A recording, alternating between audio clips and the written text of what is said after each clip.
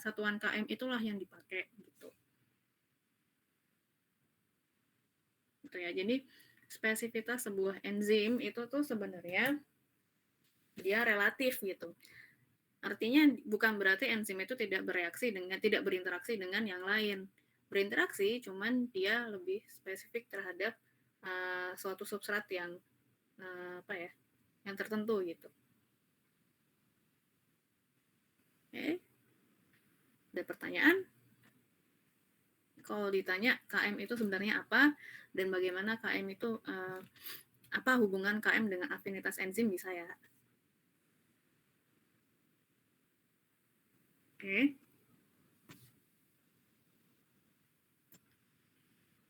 Oke, kalau sudah saya ganti slide-nya ya.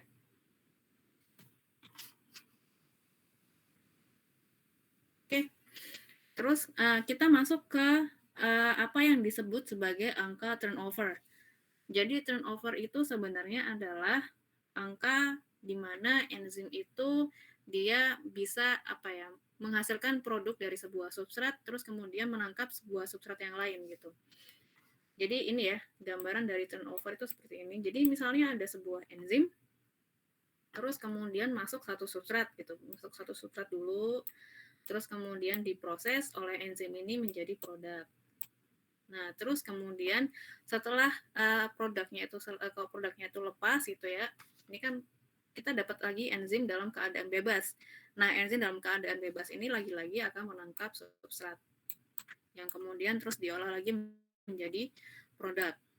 Nah, angka turnover itu adalah suatu besaran seberapa cepat enzim itu bisa memproses sebuah substrat menjadi produk dalam satuan waktu tertentu. Gitu ya. Oke. Nah, kemudian kita masukkan ke persamaan matematis gitu tentang bagaimana angka turnover ini bisa diwakili oleh sebuah persamaan. Jadi misalnya kita punya reaksi enzimatis seperti ini ya, kita balik lagi ke reaksi enzimatisnya. Ini, terus kemudian kita fokus terhadap reaksi yang ini. Ya kan, angka turnover itu kan sebenarnya seberapa cepat enzim terus kemudian bisa menghasilkan sebuah produk gitu kan. Jadi kita fokus ke reaksi yang ini. Gitu ya. Jadi V0 atau velocity sama dengan K2 dikali ES. Gitu kan. ES dalam hal ini adalah reaktan. Nah, ketika semua active site gitu ya, sekali lagi itu semuanya teroccupied dengan substrat atau semua active site terisi dengan substrat, maka kompleks enzim substrat itu sama dengan jumlah semua enzim yang tersedia dalam reaksi kita gitu ya. Dalam hal ini maka kita bisa artikan bahwa velocity-nya adalah maksimal. Jadi Vmax sama dengan K2 dikali dengan E total. Nah, terus kemudian ini kita rubah menjadi K2. Jadi K2 sama dengan Vmax dibagi E total. Nah, K2 inilah yang dimaksud dengan turnover number. Gitu ya. Jadi K2 inilah yang dimaksud dengan turnover number. Nah, misal kita punya sebuah tabung reaksi gitu ya. Terus kemudian kita masukkan enzim dalam jumlah tertentu gitu. Dalam hal ini, dalam contoh ini adalah 0,1 molar. Gitu ya. Maka pada konsentrasi enzim sama dengan 0,1 molar, itu ternyata setelah kita ukur laju reaksinya, ternyata K2-nya dalam hal ini K2 ini kita ganti dengan cat gitu ya. Cat itu berarti katalis. Itu sama dengan 600.000 dibagi per second gitu ya. Artinya satu molekul enzim itu dia bisa merubah 600.000 molekul substrat menjadi produk. Dalam 1 detik bisa merubah 600.000 substrat menjadi produk. Nah, ini adalah angka turnover dari enzim di dalam tubuh kita yang memproses karbon dioksida menjadi bikarbonat.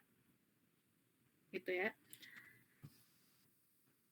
Jadi kalau misalnya kita masukkan ke sense-nya, masukkan ke sense matematikanya, maka di dalam tubuh kita setiap detiknya ada 600.000 molekul karbon dioksida yang dirubah menjadi bikarbonat oleh sebuah enzim. Gitu ya.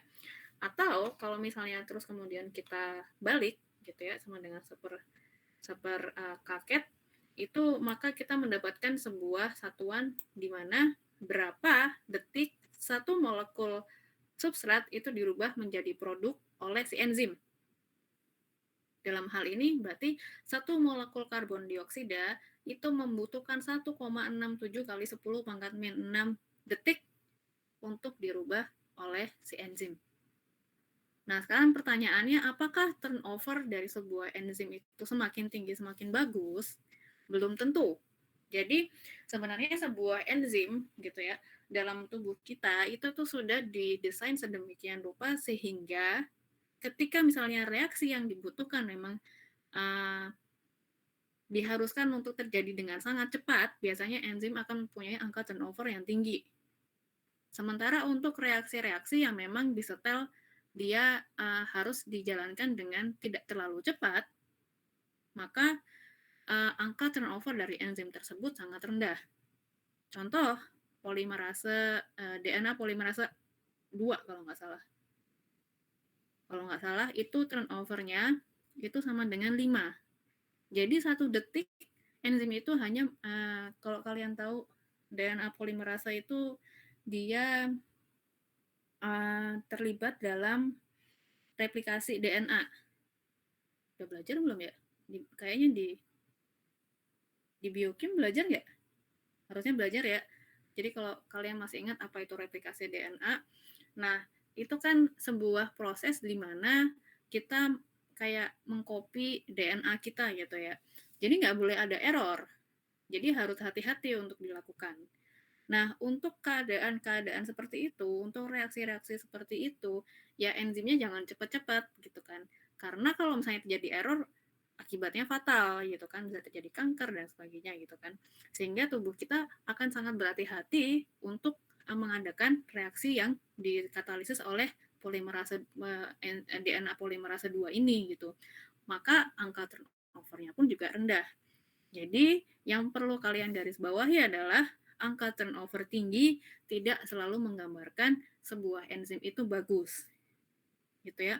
Kalau dalam hal ini yang angka turnovernya mencapai 600.000 per second ini, itu kalau misalnya angka turnovernya nggak tinggi, maka kita akan keracunan karbon dioksida dalam tubuh kita, ya nggak?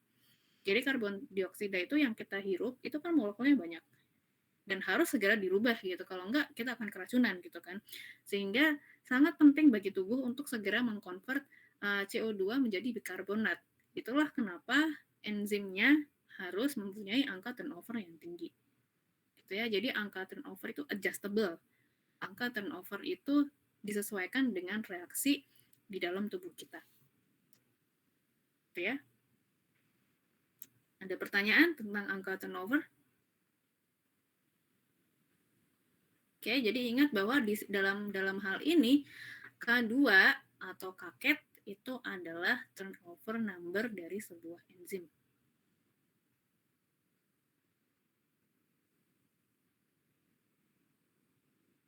Oke. Oke ya. Mudah-mudahan masih konsentrasinya masih penuh. Terakhir kita membicarakan tentang efektivitas sebuah enzim gitu. Nah, kita balik lagi ke